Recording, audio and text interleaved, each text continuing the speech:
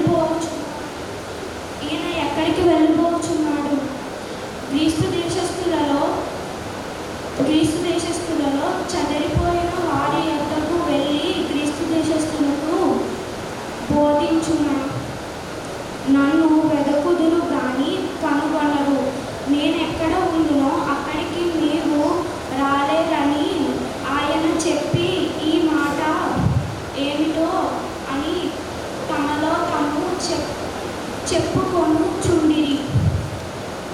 ఆ పండుగలో మహాదినమైన అంత్యదినమున యేసు నిలచి ఎవడైనను దప్పికొనిన ఎడల నా యొద్దకు వచ్చి దప్పి తీర్చుకొను వలెను.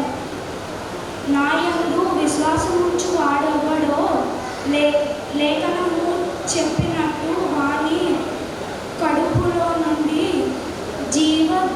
జీవజల నదులు పారునని బిగ్గరగా చెప్పును.